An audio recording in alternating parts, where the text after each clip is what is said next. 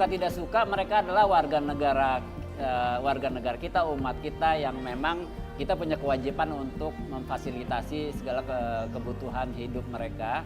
Tunanetra, mereka tuli, mereka Down syndrome, pada dasarnya bukan pilihan hidup mereka.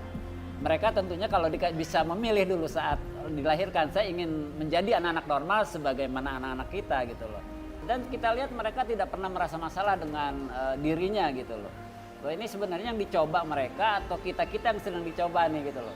Siapa-siapa yang sudah dikasih kesempurnaan bersyukur dengan memberikan perhatian kepada mereka gitu loh.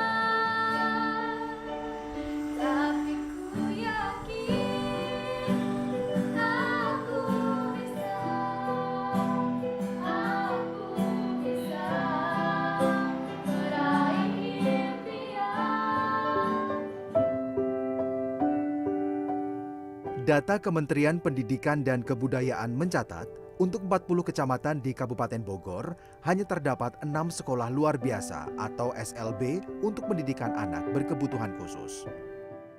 Ironisnya lagi, dari total 6 sekolah, hanya 1 yang milik pemerintah. Sisanya adalah sekolah swasta yang menetapkan biaya pendidikan tinggi. Sedikitnya jumlah sekolah untuk anak berkebutuhan khusus menjadi masalah bagi anak-anak yang tinggal jauh dari pusat pemerintahan. Kondisi ini menggugah hati Firman Sukawirya. Firman, 54 tahun, yang bergelut di bidang sosial sebagai relawan, merasa perlu mendedikasikan waktunya untuk merawat harapan anak-anak dengan disabilitas akan pendidikan yang layak. Ya suka tidak suka mereka adalah warga negara kita, umat kita yang memang kita punya kewajiban untuk memfasilitasi segala kebutuhan hidup mereka. Kedua, bahwa mereka tunanetra, mereka tuli, mereka Down syndrome, pada dasarnya bukan pilihan hidup mereka. Mereka tentunya kalau bisa memilih dulu saat dilahirkan, saya ingin menjadi anak-anak normal sebagaimana anak-anak kita gitu loh. Oh berarti ini bukan pilihan mereka nih. Nah, sehingga saya berpikir gitu, ini anak-anak kok dan kita lihat mereka tidak pernah merasa masalah dengan dirinya gitu loh. Ini sebenarnya yang dicoba mereka atau kita-kita yang sedang dicoba nih gitu loh. Siapa-siapa yang sudah dikasih kesempurnaan bersyukur. Sekolah luar biasa Cahaya Quran di Kecamatan Ciampea, Kabupaten Bogor merupakan program rintisan Firman dan beberapa rekannya. Niat untuk membangun sekolah luar biasa gratis muncul setelah temuannya di lapangan menunjukkan bahwa keluarga anak-anak penyandang disabilitas rata-rata tidak mampu. Rupanya ternyata banyak anak-anak tunanetra. Terus kenapa ini mereka nggak bersekolah gitu loh. Ternyata setelah saya dalam lagi memang rupanya selain akses pendidikan, sarana pendidikan yang minim, rupanya dilatar belakangi oleh ketidakmampuan secara ekonomi, finansial seperti itu. Rupanya saya baru tahu bahwa 90% penyandang tunanetra itu memang diakibatkan oleh faktor kekurangan gizi atau sakit waktu kecil tidak mampu bawa ke dokter dan lain sebagainya. Dan hanya 10% yang memang dari lahir. Seperti itu. Jadi faktornya itu. Oh, jadi bukan hanya sarana sekolah yang tidak ada tapi ketidakmampuannya. Sekolah ini awalnya diperuntukkan bagi anak-anak tunanetra. Namun, seiring berjalannya waktu, Firman menemukan fakta bahwa banyak anak dengan kondisi disabilitas beragam yang juga membutuhkan pendidikan. Awalnya kita ingin concern kepada sarana pendidikan anak-anak tunanetra. Cuman dalam perjalanannya ini, datanglah yang tunarungu, anak-anak tunarungu. Datanglah yang Down syndrome, datanglah yang autis. Karena kita memang concern kepada masyarakat tidak mampu, dan kita lihat kriteria mereka memang tidak mampu, kita nggak bisa menolak juga. Sedikit volumenya imbangin teman-teman alat musik yang lain. Firman serius merealisasikan harapannya untuk memberikan kesetaraan pendidikan bagi anak-anak dengan disabilitas. Ia bahkan rela meninggalkan pekerjaan lamanya untuk berfokus sebagai relawan. Pendidikan saya di diploma perhotelan, belasan tahun saya bekerja di hotel. Namun dalam melakukan pekerjaan itu saya sering ikut-ikutan relawan lah, melakukan aksi-aksi sosial seperti itu. Terus saya sambil ini, sampai akhirnya tahun 2002 itu saya putuskan untuk meninggalkan dunia kerja. Saya ingin fokus kepada kegiatan sosial. Sekolah yang sudah berdiri sejak 2013 ini kini memiliki 36 siswa yang memiliki latar belakang kebutuhan khusus berbeda. Anak-anak tunanetra, tunarungu, dan tunagrahita ditampung untuk mendapatkan pendidikan yang menjadi hak mereka. SLB Cahaya Quran juga telah memulai sistem asrama untuk anak-anak yang belajar di sini. Namun, karena masih terbatasnya pembiayaan, asrama sejauh ini hanya diperuntukkan bagi siswa dengan kondisi tunanetra. Karena gini aja sih, kalau di rumah kan kasihan ngerepotin orang tua. Kalau iya jauh juga. Terus kan pengen mandiri ya, daripada meskipun saya mempunyai keterbatasan, maksudnya bukan saya aja, teman-teman mempunyai keterbatasan, tapi kita juga harus sama seperti orang pada umumnya, harus bisa mandiri, ngurus diri. Kayak ibaratnya pertama ya yang pokoknya dulu nyuci baju, gosok baju, ya kayak pokoknya ya dari kebersihan diri sendiri kita harus bisa, jangan kelihatan kayak ini. Meskipun kita tunanetra jangan kelihatan tunanetra itu kan banyak orang bilang katanya dekil apa, tapi kita tunjukin kita tuh bisa ngurus diri seperti orang pada umumnya gitu.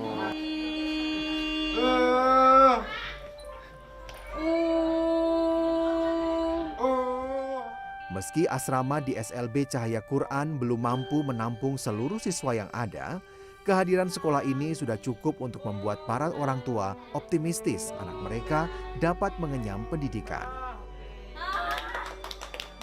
Salah satunya adalah Sophia, orang tua Ardian, salah satu siswa di kelas tunarungu. Wanita berusia 59 tahun ini telah lama menginginkan anaknya bisa masuk ke sekolah luar biasa. Namun, keinginan itu tak kunjung terwujud karena lokasi sekolah yang jauh dari tempat tinggalnya serta masalah biaya. Rumah sakit besar sekali, Pak. Sampai dia bilang, "Mama pengen beli itu, pengen masuk itu kayak temen," katanya. Pakai baju seragam merah putih. Saya bingung, maka saya sekolahin di TK Al Ikhlas PAUD. Setelah 1 tahun di situ, dia lulus kan. Dia ribut lagi pengen masuk SD seperti teman-temannya, pengen sekolah banyak teman. Saya bingung, nah itu di situ Pak, langsung saya ke sekolahan Gunung Batu, SLB Gunung Batu. Nggak kesampaian, nggak kuat Pak, biayanya besar. Makanya saya bersyukur, banyak-banyak bersyukur bisa anak saya bisa sekolah di SLB Cahaya Quran. Keinginan besar Ardian untuk dapat bersekolah akhirnya terwujud ketika SLB Cahaya Quran berdiri tak jauh dari tempat tinggalnya.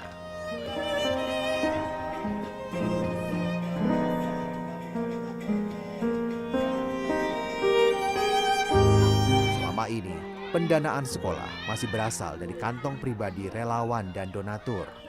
Namun, Firman optimistis, sekolah ini dapat terus berjalan untuk menebar manfaat bagi mereka yang membutuhkan.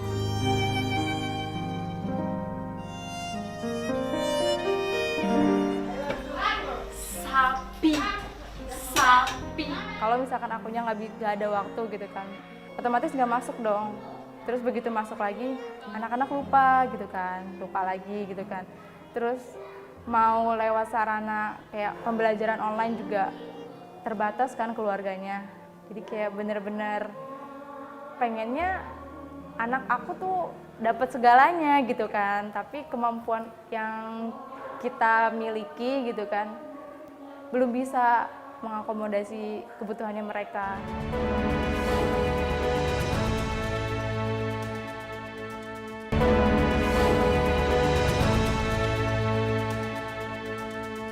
Sabbaha lillahi ma fis samawati wal ardh. Tadi balon apa? Warna ungu. Apa, Bi?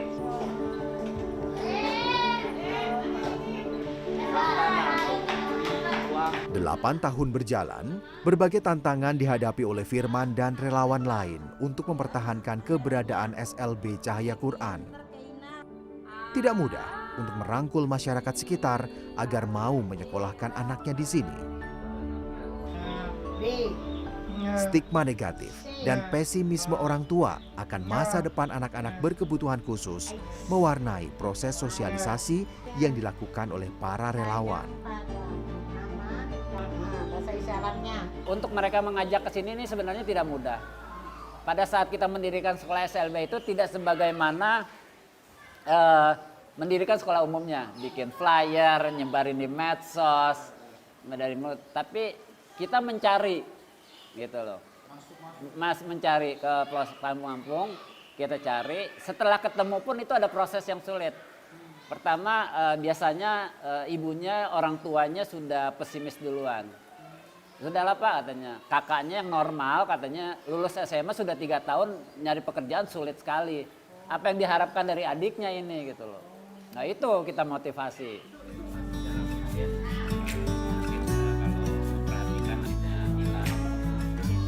Kondisi inilah yang membuat Firman dan para relawan bekerja ekstra untuk meyakinkan masyarakat bahwa anak-anak dengan disabilitas juga berhak atas pendidikan. Warna apa ini? Hijau. Pembelajaran di SLB ini mengikuti kurikulum standar sekolah luar biasa yang berlaku secara nasional. Hanya saja ada satu masalah krusial yang hingga saat ini belum tuntas secara permanen, yaitu jumlah pengajar yang masih minim. Itu ada kurikulumnya, sudah ada gitu. Sebenarnya tidak sulit untuk menerapkan kurikulum. Cuman yang tidak terpikirkan saat itu bagi saya adalah bagaimana pengadaan guru-gurunya dulu. Ya, jadi kita pokoknya selenggarakan aja dulu, kita bangun aja dulu. Oh ya, terus gurunya gimana?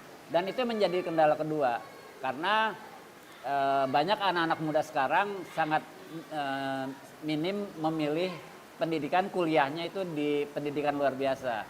Nah, andai pun ada, itu kita pasti kalah dengan yang swasta. Karena yang swasta bayarannya jelas, cukup layak seperti itu. Dan tentunya kalau memang ada lulusan itu mereka memilih yang swasta di habis kita.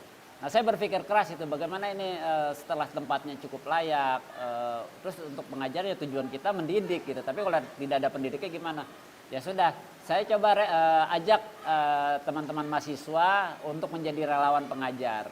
Pendidikan anak-anak difabel ini terus beda. Yang tunarungu harus menggunakan bahasa isyarat, yang tunanetra harus menggunakan huruf braille, apalagi yang Down syndrome lebih sulit lagi. Nah tentunya mereka nggak punya skill itu, sekolah juga belum lulus, mungkin bukan bidangnya, ada yang dari IPB, dari ekonomi. Nah kita mengajarkan dulu mereka mau nggak mau gitu. Kurangnya pengajar membuat mereka harus pandai-pandai membagi tugas dan menyesuaikan pengajar dengan bidang kemampuan yang dikuasai masing-masing. Adapun yang diharapkan lagi juga kami membutuhkan guru yang keterampilan khusus. Karena mereka, tunagrahita khususnya, bahwa dengan kekurangan kemampuan intelektualnya, mereka kami banyak arahkan kepada keterampilan. Salah satunya adalah keterampilan menolong diri sendiri. Nah, di dalam keterampilan menolong diri sendiri juga itu diperlukan guru khusus untuk menangani anak bagian keterampilan. Juga anak tunarungu juga, mereka juga mungkin bisa aja kemampuannya bisa menjahit, bisa melukis. Nah, pada umumnya guru-guru spesial tunarungu belum tentu bisa pandai dalam keterampilan lain.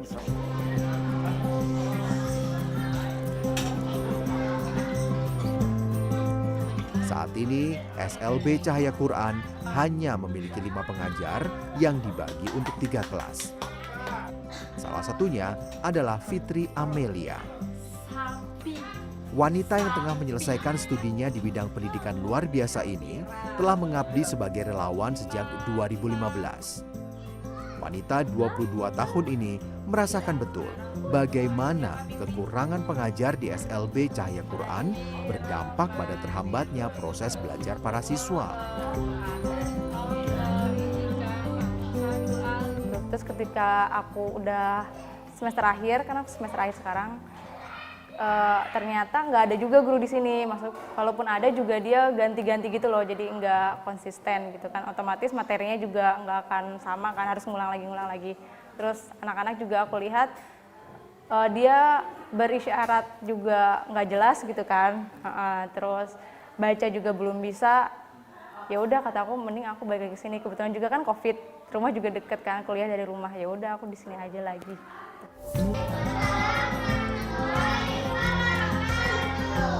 Kondisi ini juga berdampak pada tugas guru yang menjadi jauh lebih berat.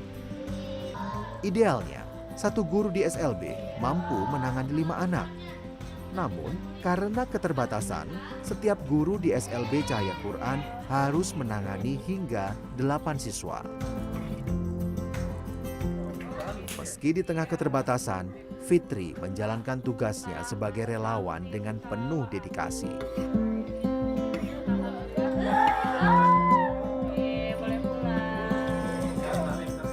Sukanya sih dari hal-hal yang kecil aja sih, kayak misalkan ngelihat anak yang tadinya dia nggak ngerti syarat terus jadi ngerti syarat, kayak wah gitu kan, anak aku udah bisa nih gitu kan. Terus atau kayak kemarin ada event 17-an kan, kita sengaja bikin event biar anak-anak tuh bisa menampilkan aku tuh bisa gitu loh, aku walaupun disabilitas, aku walaupun difabel, aku punya kemampuan gitu kan. Kalau dukanya ya sebenarnya kalau balik lagi ke pembelajaran gitu kan, kalau misalkan akunya nggak ada waktu gitu kan, otomatis nggak masuk dong. Terus begitu masuk lagi, anak-anak lupa gitu kan, lupa lagi gitu kan. Terus mau lewat sarana kayak pembelajaran online juga terbatas kan keluarganya. Jadi kayak bener-bener pengennya anak aku tuh dapat segalanya gitu kan, tapi kemampuan yang kita miliki gitu kan belum bisa mengakomodasi kebutuhannya mereka.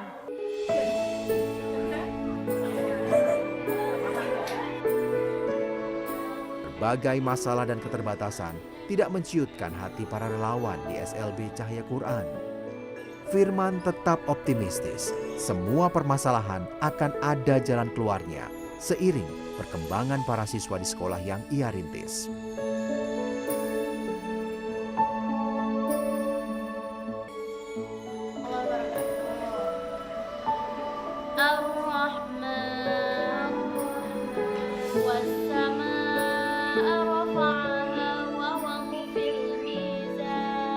Pertama, saya sedih ya ketika teman-teman, adik-adik tunanetra yang senasib lah sama saya gitu khususnya tidak bisa membaca Quran.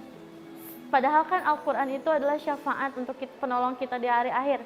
Nah makanya saya termotivasi, saya mengabdi wujud rasa syukur saya diberikan kemampuan membaca Al-Quran oleh Allah gitu ya. Pada hakikatnya oleh Allah, karena manusia hanyalah perantara ya. Jadi saya termotivasi untuk mengajar atau sharing kepada adik-adik kelas saya.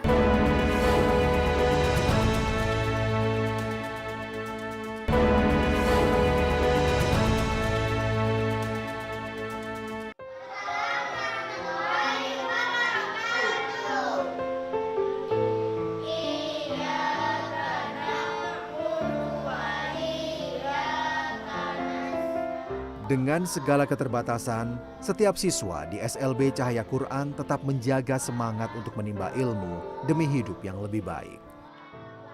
Mereka berusaha menata masa depan di tengah keterbatasan.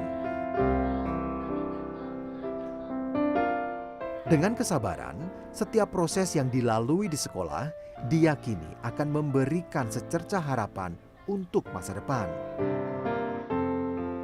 Seperti yang dialami Ade Suryani yang merupakan siswa binaan dari SLB Cahaya Quran yang kini berprofesi sebagai salah satu pengajar tunanetra di sekolah ini. Keterbatasan penglihatan tidak menghalangi semangatnya untuk berbagi kepada adik-adiknya. Pertama, saya sedih ya ketika teman-teman, adik-adik tunanetra yang senasib lah sama saya gitu khususnya tidak bisa membaca Quran. Padahal kan Al-Quran itu adalah syafaat untuk penolong kita di hari akhir. Nah makanya saya termotivasi, wujud rasa syukur saya diberikan kemampuan membaca Al-Quran oleh Allah gitu ya. Pada hakikatnya oleh Allah, karena manusia hanyalah perantara ya.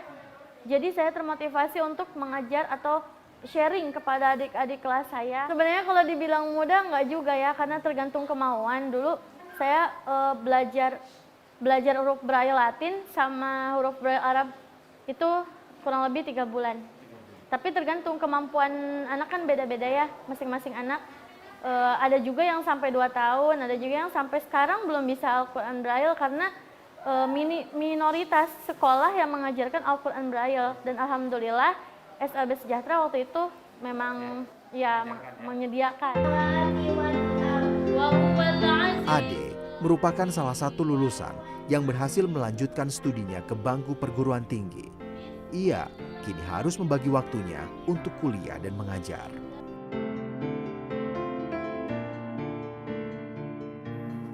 Dalam proses belajar di SLB Cahaya Quran, relawan menitik beratkan pendidikan pada hal-hal yang kelak bisa menjadi bekal bagi para siswa untuk menjalani hidup masing-masing.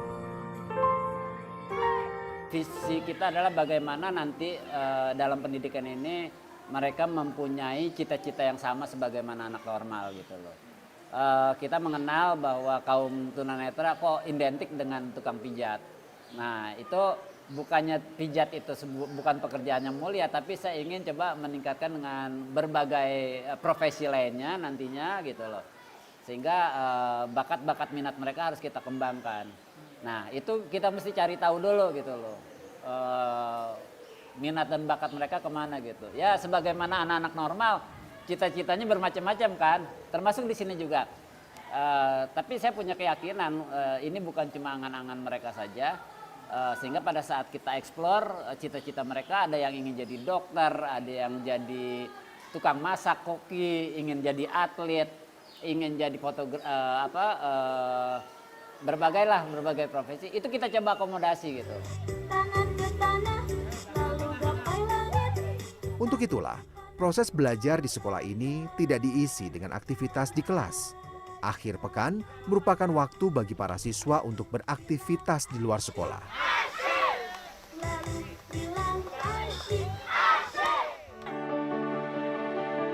Sebagian anak diajarkan mengenali jenis tumbuh-tumbuhan sekaligus menanam. Tidak hanya itu, siswa juga dikenalkan dengan beberapa hewan ternak yang ada di sekolah. Pada kesempatan seperti ini, mereka juga berolahraga di lapangan terbuka. Ini penting untuk stabilitas mental para siswa agar tidak stres. Untuk menambah wawasan siswa, pihak sekolah bahkan menambah materi keterampilan yang disiapkan secara mandiri. Kurikulum sudah ada, tapi untuk ekstrakurikuler ini kan belum ada. Nah itu butuh kreativitas kita bagaimana memberikan keterampilan-keterampilan kepada anak-anak difabel. Karena pada akhirnya mereka harus punya skill, punya keterampilan agar nantinya mampu mandiri ya dalam membiayai hidupnya diri sendiri. Mereka tidak mungkin selalu terus didampingin seperti itu. Para siswa tunarungu mampu belajar gerakan tari dengan memahami kode bahasa isyarat tanpa mengetahui irama musik yang sedang diputar. Mereka bahkan mampu melakukan gerakan secara bersamaan. Tidak mudah bagi para siswa untuk mencapai tahap ini. Dengan ketekunan belajar, mereka mampu mengalahkan keterbatasan.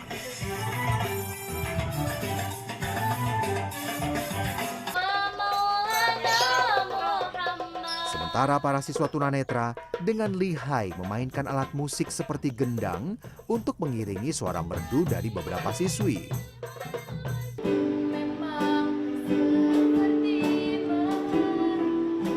hanya alat musik tradisional, para siswa juga lihai memainkan alat musik umum seperti gitar dan keyboard.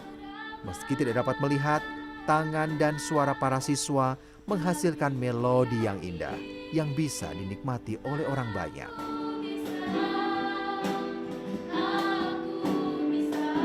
Materi keterampilan yang tersedia diharapkan cukup bagi para siswa agar mereka mampu berkarya di kemudian hari. Harapan agar kelak anak-anak berkebutuhan khusus mendapat peluang dan akses yang merata dijaga dengan penuh semangat.